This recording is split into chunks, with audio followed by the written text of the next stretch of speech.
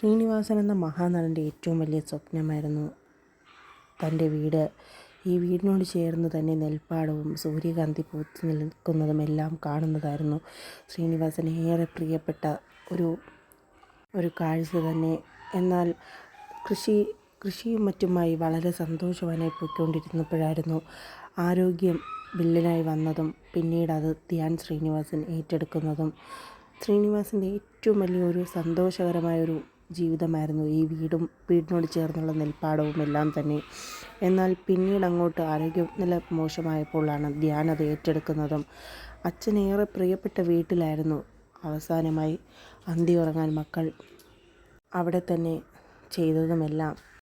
കണ്ണൂരാണ് ശ്രീനിവാസൻ്റെ സ്വദേശമെങ്കിലും എറണാകുളത്ത് ഇവിടെ തന്നെയായിരുന്നു കർമ്മങ്ങളെല്ലാം തന്നെ നടന്നത്. അച്ഛനേറെ പ്രിയപ്പെട്ട വീട്ടിൽ തന്നെ മക്കൾ ചടങ്ങ് നടത്തുകയായിരുന്നു. 2 കോടിയോളം ചെലവ് വരുന്ന കൃഷിത്തോട്ടമാണ് ശ്രീനിവാസൻ പണിതെടുത്തത്. വീടിനോട് ചേർന്ന് പച്ചപ്പും ഹരിതാഭയും എല്ലാം വരുത്തുന്ന വീടിൻ്റെ ജനൽ തുറക്കുമ്പോൾ തന്നെ പച്ചപ്പൊക്കെ കാണാൻ വേണ്ടിയിട്ടാണ് അദ്ദേഹം ഇത് ചെയ്തത്.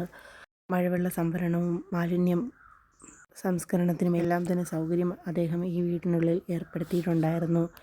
ഇതാണ് അദ്ദേഹത്തിൻ്റെ വീടിനോടുള്ള ഉണ്ടായിരുന്ന സ്വപ്നം തന്നെ